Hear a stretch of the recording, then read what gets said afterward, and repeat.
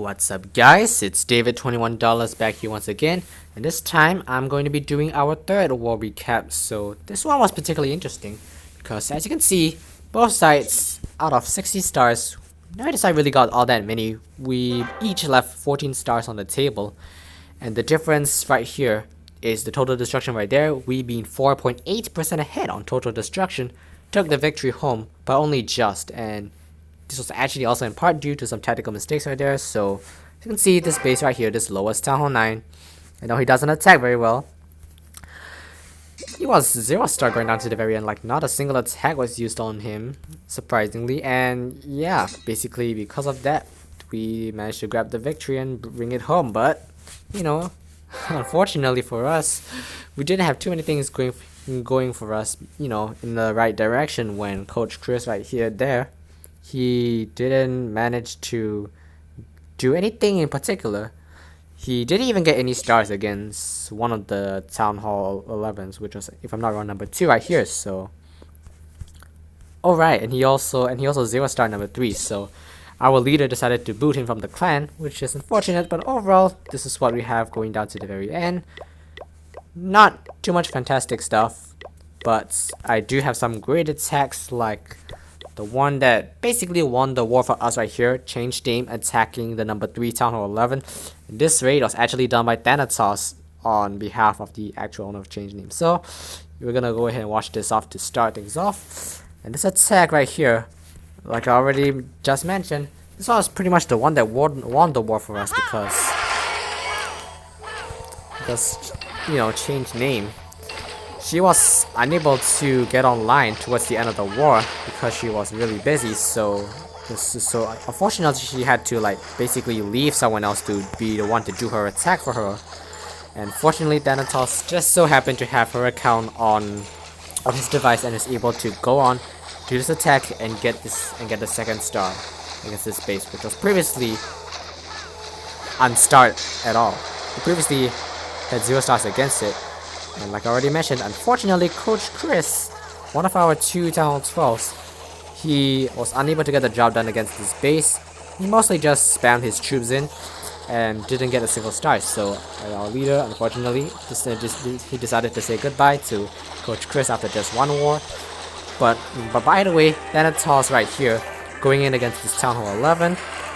Poison spell right there. Brilliant timing of the Royal Cloak just before the Queen went down. She had very little health left. And the Barbarian King on the left side of the base is basically going to act as the golem, because Thanatos didn't bring any golems into this attack. So King goes down early, but the funnel's being created. Bowlers are going over there.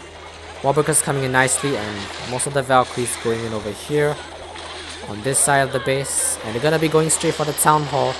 Thanatos does not have a siege machine, as you can see right here. Free spell goes down nicely on the Eagle Artillery, as well as that X-Bow just before the Eagle Artillery erupts. Valkyries going straight for the Town Hall. Town Hall falls 49%, and this was a nice and sweet 2-star attack by a Town Hall 10 attacking up towards the Town Hall 11. So Thanatos is of course going to push for as much percentage as possible. He's going to be able to take out the second Inferno Tower. And one more defense over there. Take out that Tesla, take out the enemy skeleton traps, and they're gonna try to get even more percentage, but it's gonna be the end of it. Unfortunately, there's an archer over here to get even more percentage, just in case they got more percentage against us. The archer's gonna bring that to 57%, and there it is, the 2-star by the Town Hall 10 against the Town Hall 11. This isn't a maxed out Town Hall 11, but whatever the case, it was the 2-star that won the war for us, along with a few other attacks like Thanatos' second attack on one of the lower Town Hall 9s right there. And he also tried a 3-star on one of the higher Town Hall 9s. Unfortunately stopped just a little bit short. So yeah, this is what we've done over here. I'll come back to this attack right here, a 94%. That was right on the doorstep of a 3-star, but towards the end things just didn't go quite according to plan. So we're gonna go ahead and have a look at 2 attacks by Lindsay and 2 attacks by yours truly. Yeah, so more Town Hall 9 3-stars. Again, we didn't manage to get every single one down. There's this one that was only 2-star going down to the last few minutes of the war. Unfortunately, you know, there was a golem that was just stealing all the heals away. after the Archer Queen went down, so the Valkyries didn't get protection from the Golem and they went down. So same with the Hog Riders, but you know, I guess we still won the war. So either way, back to this 3-star here. He's attacking number 11. That's the number 1 Town Hall 9 facing off against the number 1 Town Hall 9 on both sides. As you can see, Lindsay does have an advantage in hero levels, 20 and 23 on defense, and she has 30 and 30 on offense, so completely maxed out. And she's gonna use that to her full advantage. Level 30 Queen going in down there at 4 healers, so this is a very standard Queen Walk attack. Nice rage spell, making absolutely certain that that dragon will go down and not be able to cause too much damage to the Queen, because if he attacks too fast, then he might be able to get some damage on the Queen. And with the help of the 2 balloons, level 8 in the defensive clan castle might have taken her out. A poison spell ensures that they had no chance. And Queen is going in right now. She's going to be attacking some of the defenses on the inside. Warburgus has gone in nicely over there on the right. At 5 o'clock position on the base. King has acted as the golem so far. Nice placement of the jump spell, crossing from this compartment where they are all the way over to this northeastern compartment. And heal spell goes down. Poison spell on the enemy skeletons. And there it is, 3 Hog Riders that Lizzie always brings, coming in over there to take out that double cannon, which is definitely helpful because that double cannon can do some damage to the Valkyries when they backtrack over there. And look at this, in the clan castle, it's not something very usual of an attack strategy that's brought to a ground-based attack. It's a bunch of balloons, and they're gonna take out all the defenses over there in the northwestern compartment, and now they're marching straight for the Archer Tower. They're gonna take that out, and that is all the defenses down. Air skeletons are gonna take out those balloons, but it's too little too late for those guys. And they're gonna be charging straight for that gold storage right now. 99% damage. Hopefully Lindsay doesn't run out of time, but she had a lot of time left on this race, so there it is. 3 stars for 100%, and the Archer Queen finishes off with 100% health on her. Attacking the one down, so another 3-star. And if you look at hero levels alone, then this base was actually technically more difficult than the previous one. That was ranked 1 above this one, so 22 and 25 on defense, so similar strategy to the last one. She's gonna swap out some of the Valkyries and bring in extra Hog Riders instead this time. And just like before, rage spell and poison spells go down very early to prepare to take on the enemy dragon and balloons, which are very high level, so they can easily do a ton of damage to the Archer Queen. And even though she's level 30, she still doesn't have a lot of health. And so if those poison spells don't go down, or if you drop them too late, they may take out your Queen, and that's the end of your Queen Walk. But Lindsay is very smarter than that. Level 30 King goes down over there. He's going to basically act as the golem. He's going to be attacked by 3 single cannons. And bullets are going to come in behind in the clan castle. CJ King is already down, but Lindsay doesn't panic. The Valkyries are going to be coming in. And take a look at this. They actually decide rather than charging over here, which was part of her original plan, they decide to charge in over here towards that expo from that electric storage. So they spend a little bit of extra time in getting into the center of the base rather than breaking through that wall, which wasn't really helpful. But she managed to get a 3-star nonetheless. The Valkyries have taken out the town hall, as well as the 4 Teslas placed all together next to the town hall.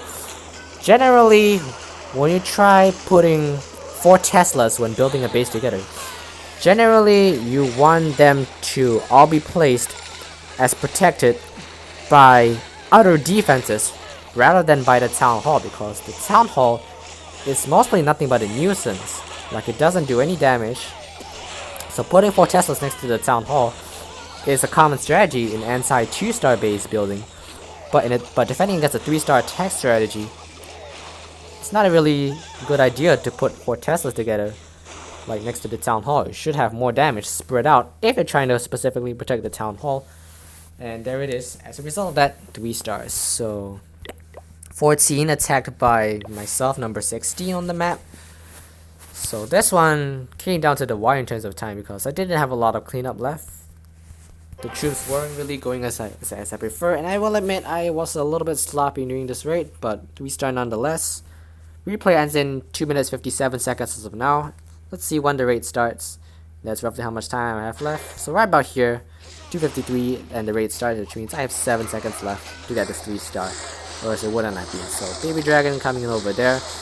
Behind these two golems. So this right here is a go valo attack for those who are less familiar with unorthodox 3-star attack strategies. Basically, I chose this attack against this base because I noticed that all 48 defenses were together in one compartment, in one huge compartment in the center of the base with a town hall, a clan castle, and etc. As well as both expos were all together. So yeah, my idea was to use Valkyries to quickly take out that center compartment with all 4 defenses inside. And then balloons will come in and snipe out these last defenses like the archer towers, the cannons, and the wizard towers on the external compartments of the base. So here's where I mess up just a little bit. Like, I've dropped the balloons in the south, while that last air defense is over there, still hanging, and that's gonna take out my balloons, and the Valkyries don't survive to get the last air defense. So I decided to just keep going regardless of that. Balloons coming in from the northwest and the northeast now, taking out some of the defenses, but the defenses are able to take out some of them before I drop that heal spell and quickly salvage. Only 3 balloons left, so 70% damage, but it will be a struggle for the last 30, as the archer tower nearly takes out my offensive barbarian king. Fortunately, he manages to hang on in there, and that's gonna be crucial because he will be providing additional damage to the cleanout squad, which is mostly just him, the archer queen, 2 balloons. These few archers, they're gonna start hitting walls now, so not really helping me out too much. And this one did indeed come down to the wire. 7 seconds left to get the 3-star. And also got lucky over here, as after some of these elixir collectors are taken out, this balloon is gonna path up to that builder hut up in the northern corner. So I really should have probably brought like maybe 1 less balloon and put in 5 archers to take out those corner huts instead. And of course drop the balloons only when the air defenses were taken out, or when they were about to get taken out. But regardless, still a 3-star. 2 spots above me, and this base right here is going to be my auto attack. Again, this 4 corners base, 2015, maybe 2014 era, I honestly don't remember as of now. Still very, very popular, and still very, very prone to getting 3-star, but a decent attack strategy for 3 stars. And occasionally, the Groy might be able to take out this base for 3 stars as well, especially if some Hog Riders are brought in to take out the last compartments. But either ways, I'm using a Govaho on this attack. Golems have come in over there. In my clan castle, I bring 3 Valkyries and that bowler, and I've got 3 heal spells taking on the center of the base. As you can see, this is the main weakness of this base. Once you get into the center, which is fairly easy to do because of the way the base is set up, the troops on the center of the base, they will take out the town hall, the clan castle, and the expos fairly quickly, and that will basically be the end of the center defenses, which rely heavily on those 2 expos with all those hit points. But once those expos are gone, then so are most of the other defenses. So these point defenses, pretty intense damage being dealt to my Hog Riders, so I drop my last heal spell over there, take out the archer tower, take out the wizard tower, take out the cannon, and now these last 3 defenses, 2 archer towers and 1 wizard tower, they're gonna be tanked by my golem and my barbarian king, and my Hog Riders are gonna come in and sweep those last defenses to the ground. So 68% damage, and this one was not very close for the defender compared to my first attack on the number 14. Which goes to show once again that this base isn't really a very good one. Double giant bomb in the outside, taking out my Hog Riders, so reducing my cleanup even further. And that's another problem with this base. Like, putting giant bombs on the outside, the Hog Riders will have no trouble getting through the insides of the base. It's only when they get to the outside that they might risk stepping on giant bombs placed in not so sweet spots that might take them out when they're supposed to. But that's better than having them taken out in the center of the base when all the defenses are there. And yeah, overall, if you're watching this video, stop using this base design or it's gonna be 3-star.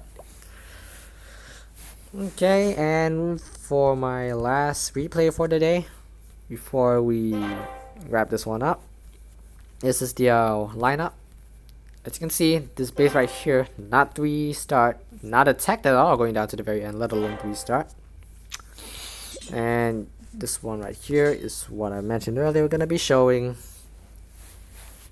This array was right on the doorstep of a 3-star, but things just didn't work out going down to the very end. As you can see, time was not the reason this was not a 3-star because the replay is only ending in 2 minutes and 10 seconds. So 2 golems going in behind that siege machine, that wall wrecker, which is coming behind, and a bowler spam. So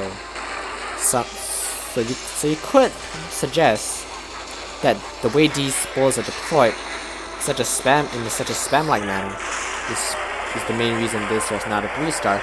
And let's see what exactly happened. So rage spells are being dropped throughout the map. Queen takes down that first Inferno, which is absolutely vital to the survival of the troops. Valkyries have gone down. Both are still going strong though.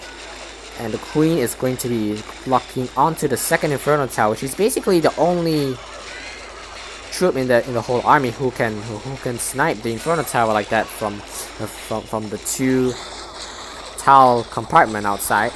And she manages to do it, and now she's attacking the Expo. So at this point, this definitely looks like it has some chance of being a 3-star, but this is where this attack starts to pay out a little bit. Queen will get sniped out by that next level Wizard Tower, and that is going to be a considerably large blow. That's another one right there. The Giant Bomb unfortunately taking out those bowlers, even though they were quite a distance away from it. And all that's left to try 3-star in this base is 4 witches, and they're gonna have to go up against this cannon and this level 8 Wizard Tower. So in terms of getting the 3rd star, things are not looking good. A bunch of Hog Riders coming in at the end would definitely have made a difference, but unfortunately, with the number of bowlers that Punch brought to this attack, it's just not gonna happen. This attack is gonna stop just about 2 defenses short of a 3rd star. And this was a well upgraded Town Hall 10, using once again a fairly popular base design for Town Hall 10s. Trying as hard as possible to protect the Clan Castle and the Town Hall by isolating the Inferno Towers, like often seen in anti-3-star bases. And overall, that was some bad luck going down to the end to not get a 3-star, but that was definitely a lot of effort given into it. And as you can see, we have 7 0-star attacks overall throughout the war. Coach Chris not doing so hot right there. Certez getting the boot from Punch as well. And overall, this war was definitely not very easy for us. And it was all to Thanatos to get us the win, getting at least 1 more star on that other Town Hall 9, then 3-star in this one down here, and then of course going on to the Town Hall 10 account and 2-starring that Town Hall 11 base that was previously 0-starred by our not so skilled Town Hall 12. Like I already said before, maybe on the side of our leader, it was not the best idea to put him straight into war after he joined, and then suddenly give him the boot just for not attacking back when he could have sent us some siege machines, like, you know. But of course, it is what it is. Sometimes things just don't go our way, and we just have to live with it. So yeah, we managed to get a victory over there. Based on percentage points, we won by 4.8%. As you can see, we very easily could have lost right there because this one attacker right here, who 3-starred Angry Neeson 52 at the very last minute, you could have attacked earlier. Any of these Town Hall 10s, especially this one right here, our lowest Town Hall 10, and gotten at least 1 star, and that would have put them ahead to claim the victory away from us. But no, 209 war wins clan, with a 2-war win streak going on previously. In their latest war before facing us, they got 56 out of 60 stars in their latest war against that level 12 clan right there, called Power of Dragon. I wonder what that level 12 clan is even doing to get to level 12 and then pull only or only about 50% of the stars that are available up for grabs. Whereas on our side, we managed to get 75% of the stars and secure a victory that way. So yeah, not the most difficult clan ever that we have faced right here. Still though, it was definitely not an easy war for us because some of us were not attacking on point. It came down to a bunch of attacking up, like this Town Hall 10 versus Town Hall 11 right here, as well as Thanatos going down and 3-starring some of the Town Hall 9s that really should have been cleared a lot earlier. But all in all, this was probably one of the best wars that this clan has seen so far. So as of now, we have a 6-war win streak, and we still have the 1 loss down there from our very first war, and I was not part of this clan as of yet. But yeah, this is what it is, a 20 versus 20 victory against the level 10 clan over there. We got the win based on percentage, and then we also got another win against the level 10 clan back there, who didn't really put much effort into their war. We did get more stars against them, but yeah, this war was a lot less interesting than the one that I have been recapping in this video though. And what's probably gonna outdo both of those two is this 10 versus 10 war that's coming out right here. So yeah, as you can see, we've only got Town Hall 10s and Town Hall 9s going in this clan war up against a level 8 clan, so they're not super high level compared to the previous clans I have been facing. And I'm talking about that because the donations in the clan castle, the defensive clan castles, they're going to be only 1 level up compared to the normal level that was initially donated. So a level 5 dragon that's donated will become a level 6 rather than a level 7 like what I've done in one of those clans that we managed to defeat. But still, we don't have any upgrades. So if we donate a level 5 dragon, it's just a level 5 dragon. So yeah, I would say that we are kind of the underdogs going to this, but we do have higher level heroes than they do. So we're gonna go ahead and have a look at our first Town Hall 9, 30-30 heroes. Y'all are familiar with her at this point. And looking at that first Town Hall 9, only 18-18. So, and he doesn't have a lot of war experience apparently. So yeah, we definitely have some things going in our favor, and we can definitely get the win from this one. So we're gonna be seeing how things go. Really excited for when the war starts in about 12 hours time, 11 hours time, and we definitely should be able to pick up the victory from this. It's gonna come down to Town Hall 10s getting 3-star on either side or the other though, because the other Town Hall 10s will most likely be able to 3-star at least our Town Hall 9s, possibly one of our Town Hall 10s. But again, our Town Hall 10s do have hero level advantage over there. Base Slayer's got a level 30 queen, as you can see, as well as a level 20 king. Changeling's got a level 25 queen, and Punch's got a level 26 queen. So we do have hero level advantage, so that could possibly be at least a small factor in helping us determine who gets the victory in this war. But yeah, we're definitely gonna have to fight for it, because those Town Hall 10s will most likely be able to 3-star our Town Hall 9s if their Town Hall 9s are not able to get the job done. So we're gonna be putting our anti-3-star bases, and hopefully they will be able to defend, and they'll be forced to send Town Hall 10s down, and then we can take out their Town Hall 9s, and our Town Hall 10s can try to go for 3 stars on their Town Hall 10s. That's generally how we win wars in general.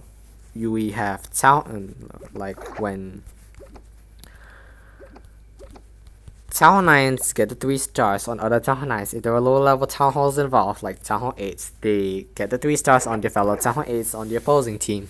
And Town Hall 10s and above generally are supposed to save their attacks, hold them to the second half of the war, or somewhere along those lines, just in case the Town Hall 9s are not quite able to get the job done against the mirror bases. The Town Hall 10s can still dip down and make absolutely sure, usually anyway, that it is a 3-star on the Town Hall 9, because Town Hall 9 3-stars are a main part of what determines the outcome of a clan war. So Town Hall 10 and 3 stars, of course, are absolutely brilliant to see, usually. And these 3 bases right here, 3 Town Hall 10s. I don't know. We could definitely see some 3 stars against these bases. Again, Punch does every now and then get a Town Hall 10 3 star. He has done it multiple times, and Change Name is training to be a better Town Hall 10 3 star attacker, and she definitely has the potential to grab 3 stars on at least that third Town Hall 10, maybe that second one. And as for the first one, you never know, that could go down as well, and you could get a perfect win. But until then, this has been a great war, and I'll see y'all in the next video.